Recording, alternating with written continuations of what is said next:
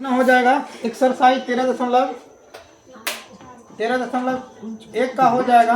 और जो कि प्रश्न 4 तक बता दिए थे, जो कि प्रश्न नंबर 5 का होगा।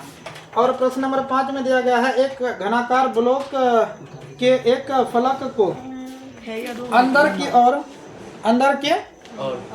ओर से काट कर एक अर्धगोला गड्ढा इस प्रकार बनाया गया। एक अर्धगोलाकार गड्ढा इस प्रकार बनाया गया है कि अर्धगोले का व्यास घन के एक किनारे के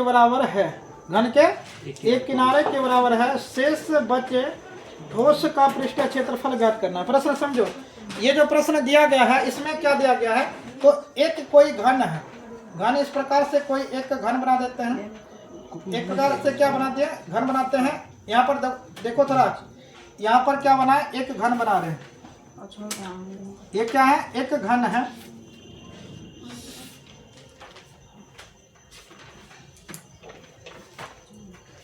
ये क्या है, एक घन है। इसके ऊपर नहीं, इसके नीचे से थोड़ा देखो, इसके नीचे कहने का अर्थ यहाँ से जो है यहाँ तक, और ये यहाँ से ये वाला भाग को कह रहे, ये एक प्रकार से गड्ढा खोद करके इससे निकाला गया है। अर्धगोलाकार के आधा कटोरे का आकार का जो होता है ना, इससे गड्ढा खोद करके क्या किया है, निकाला गया। तो हमें निकालना क्या है, हमें निकालना है इस प्रकार बचे शेष ठोस का पृष्ठीय क्षेत्रफल।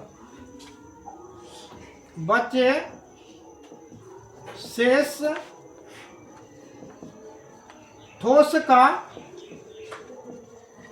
का पृष्ठीय क्षेत्रफल। बचे ठोस का पृष्ठीय क्षेत्रफल। देखो इसमें जो है पृष्ठीय क्षेत्रफल निकालना है, जैसे वो प्रश्न को बताए थे। जैसे कहने का अर्थ ये हुआ कि ये पूरा का पूरा एक का क्या है, एक वृत्त है। एक क्या है, वृत्त है, और ये पूरा घन है। और इसको खोद करके इस प्रकार से ये गड्ढा को निकाला गया है। तो कहाँ कहाँ छायांकित कर सकते हैं, ये गड्ढा को छायांकित कर सकते हैं। ये निकाला गया भाग को क्षेत्रफल, निकाले गए भाग को छायांकित कर सकते हैं। तो पहला घन को छायांकित कर सकते हैं। तो घन का पृष्ठीय क्षेत्रफल ज्ञात करेंगे। घन का पृष्ठीय क्षेत्रफल और प्लस अर्धगोले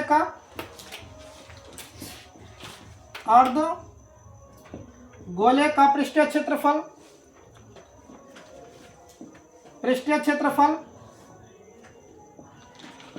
माइनस अर्धगोले का पृष्ठीय क्षेत्रफल, और माइनस कर देंगे इसमें से क्या, इस भाग पर छायांकित नहीं कर सकते हैं। तो मतलब वृत्त का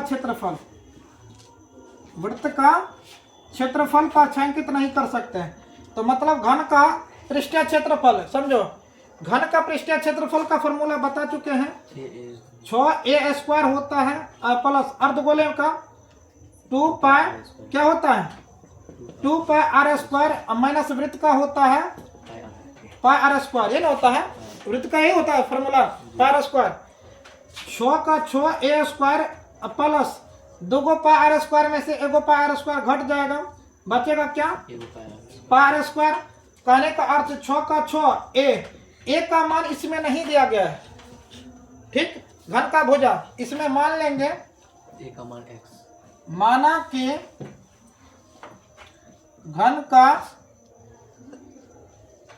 भुजा a बराबर l मान लेते हैं। a का मान l मान लिए, a का मान l मान लिए, मतलब जो है ना भुजा को l माने। तो वृत्त का क्या हो जाएगा, वृत्त का त्रिज्या क्या हो जाएगा, इसका आधा l/2 क्या हो जाएगा, l/2। तो यहाँ पर l, यहाँ पर क्या हो जाएगा l² प्लस पाई का पाई रहने देते हैं। और यहाँ पर r का मान, r कितना हो जाएगा l/2। पहले समझो, कहने का अर्थ यहाँ पर पाई का पाई रहने दिए। क्यों रहने दिए, इसका रीजन ये है, पाई में ही ज्ञात करेंगे। इसको किसमें ज्ञात कर रहे हैं, पाई के मान में ही ज्ञात करेंगे। यहाँ पर कहने का मतलब 6l² प्लस, यहाँ पर पाई का मान या तो ज्ञात कर सकते हैं, लिख सकते हैं पाई का मान 22/7 होता है, या तो पाई l/2 इतना भी आंसर लिख सकते हैं।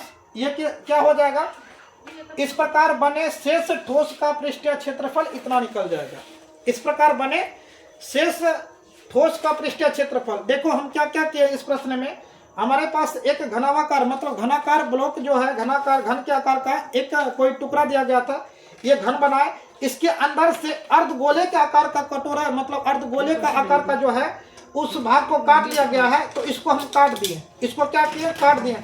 और इसके मतलब अब इसके ऊपर जो बचा है यह एक वृत्त बचा है। इसके ऊपर क्या बचा है, एक वृत्त बचा है। तो कहने का अर्थ इस पूरे भाग में कहाँ कहाँ छायांकित कर सकते हैं, तो छायांकित कर सकते हैं। पहला ये पूरा घन पर जो है ना, कहने का अर्थ मान के चलो ये घन है तो इसके चारों बगल हम छायांकित कर सकते हैं, इसके चारों साइड हम छायांकित कर सकते हैं, ऊपर छायांकित कर सकते हैं। और जो यानी कि जो गड्ढा इस प्रकार से निकालेंगे, जो गड्ढा इस प्रकार से क्या करेंगे, निकालेंगे तो यहाँ पर इसके चारों साइड हम छायांकित कर सकते हैं। और यहाँ छायांकित हम इसके बिचवा में मतलब ये वाला क्षेत्र में छायांकित नहीं करेंगे, ये वाला क्षेत्र में छायांकित नहीं करेंगे। तो इसलिए इसको हम क्या किए, घटा दिए। तो घन का पृष्ठीय क्षेत्रफल में से अर्धगोले का पृष्ठीय क्षेत्रफल जोड़ दिए और वृत्त का क्षेत्रफल को क्या किए, घटा कर दिए। इस प्रकार से घटा करके इसको निकालें। तो प्रश्न नंबर 6 का इसी प्रकार का प्रश्न हो जाएगा। 6 नंबर का प्रश्न में दिया गया है। प्रश्न नंबर 6 का है, दवा का एक कैप्सूल जो है एक बेलन के आकार का है। दवा का एक कैप्सूल एक बेलन के आकार का है, जिसके दोनों सिरों पर एक एक अर्धगोला लगा हुआ है। दवा का कैप्सूल मतलब कैप्सूल जो होता है, कैप्सूल वाला टेबलेट देखियो, कैप्सूल का टेबलेट जो होता है, कैप्सूल वाला इतना बड़ा भी नहीं होता जितना हम बना रहे हैं। कैप्सूल का टेबलेट, उसमें थोड़ा देखना ध्यान से, उसका भाग जो रहता है मान के चलो इसको और छोटा कर देते हैं। दवा वाला कैप्सूल वाला टेबलेट का बात कर रहे हैं। ये ऐसे रहता है ढक्कन टाइप का, इसका ढक्कन इस प्रकार से रहता है, इसके ऊपर ढकना रहता है ऐसे करके, ढकने वाला रहता है कि नहीं, और इसके ऊपर नीचे से ऐसे करके ढकने, दोनों साइड ढकने वाला रहता है कि नहीं। और प्रश्न में इसका जो है दिया गया है क्या, जिसकी ऊंचाई जो है, ऊंचाई और व्यास, इसका ऊंचाई और व्यास जो है 6 का था ना। कैप्सूल की लंबाई जो है टोटल, कैप्सूल की लंबाई 14 mm है। ये पूरा का पूरा जो है कैप्सूल की लंबाई 14 माइक्रोमीटर है, ठीक। और इसका व्यास जो है 5 mm का है। इसका व्यास कितना का है, 5 mm। तो त्रिज्या कितना हो जाएगा, बताओ त्रिज्या कितना होगा, खुद से डिसाइड करो और बताओ त्रिज्या कितना हो जाएगा। व्यास 5 का है तो त्रिज्या कितना का हो जाएगा, 2.5 का हो जाएगा। 2.5 दूनी कितना हो जाएगा, 5। और इसका भी 2.5 का होगा, 2.5 दूनी कितना होगा, 5। और इसका ऊंचाई, खास बात इसकी ऊंचाई भी कितना हो जाएगा, 2.5 का। और इसका ऊंचाई, इसका भी ऊंचाई कितना हो जाएगा, 2.5 का हो जाएगा। अब बताओ यहाँ से लेकर के यहाँ तक की ऊंचाई, थोड़ा देखो क्या कह रहे हैं उस बात पर समझो। कहने का मतलब ऊपर वाला ऊंचाई अर्धगोले का ऊपर से कट गया, अर्धगोले का नीचे से कट गया, नीचे वाला ऊंचाई कट गया, ऊपर वाला ऊंचाई कट गया, तो बचाओ बेलन बचा है। क्या बचा है, बेलन। तो बेलन की ऊंचाई कितना बचा है, 2.5 दूनी 5, 2.5 और 2.5 को जोड़ेंगे कितना होगा, 5। 5 14 में से 5 घटा दो, 9 5 14। तो बेलन का ऊंचाई कितना बचा, 9 mm का। बेलन में कितना बचा है, 9 mm का। तो हमें निकालना क्या है, इसका पृष्ठीय क्षेत्रफल ज्ञात करना है, कैप्सूल का पृष्ठीय क्षेत्रफल। इसका पृष्ठीय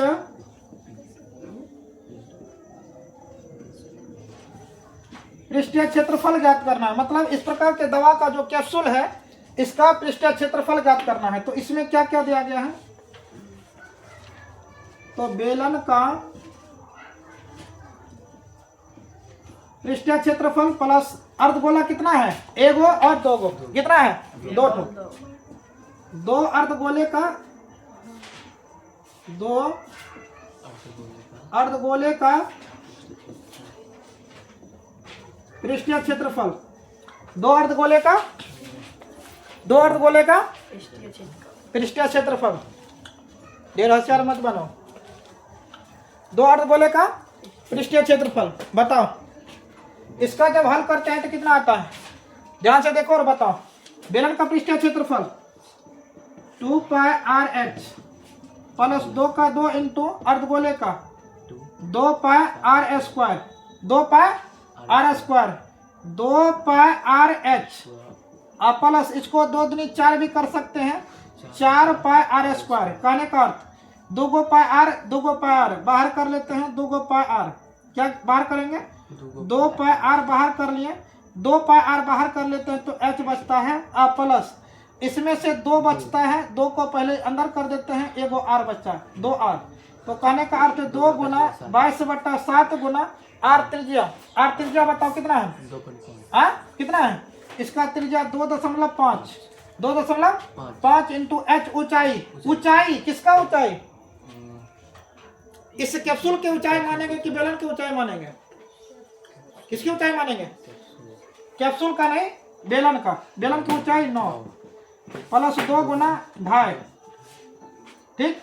अब यहाँ पर 22 दूनी का कितना हो जाएगा, 44/7, यहाँ पर 2.5 इंटू यहाँ पर कितना 9 का 9, 2.5 दूनी कितना 5, ये ना हो जाएगा। तो 44/7 गुना 2.5 गुना 9 5 कितना हो जाएगा 14। इसको इससे काट दो, 7 दूनी 14। तो मतलब ये आ जाएगा कितना 44 गुना 7 5 35, 7 दूनी 14, 7 5 35, 7 दूनी 14, 15 16 17, मतलब 17.5। 17.5 को 44 से गुना कर दो, जितना होने का होगा वो क्या निकल जाएगा, इसका आंसर निकल जाएगा। अब थोड़ा इसका लिखते हैं डिटेल्स। इसमें जो दिया गया है, क्या दिया है हमारे पास, इसमें दिया गया है इस कैप्सूल का मतलब जो है ना, ये क्या है प्रश्न में क्या था, कैप्सूल है ना, दवा का जो कैप्सूल है, दवा का जो कैप्सूल है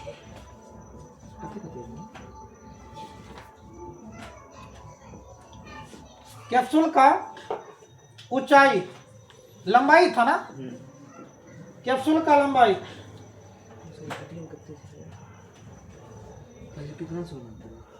कैप्सूल की लंबाई कितना ठीक होता है 14 mm, ठीक। और उसके बाद क्या निकाले हैं, अर्धगोले का त्रिज्या।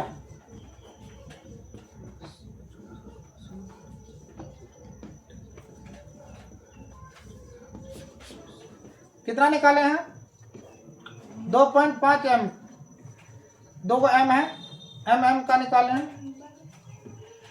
उसके बाद कितना निकाले हैं, और उसके बाद क्या निकाले, और उसके बाद निकाले हैं तो बेलन का ऊंचाई बराबर 9 सेंटीमीटर। बस इतना डिटेल्स में लिखेंगे तो इतना हल करना, पहले आकृति करना, फिर ये करना, उसके बाद ये कितना है, कितना 770 पूरा आता है सेंटीमीटर, ये mm में आता है, माइक्रोमीटर, ठीक। तो इस प्रकार से 2 प्रश्न का हल हुआ ना। तीसरा कितना का 5 6 का हुआ।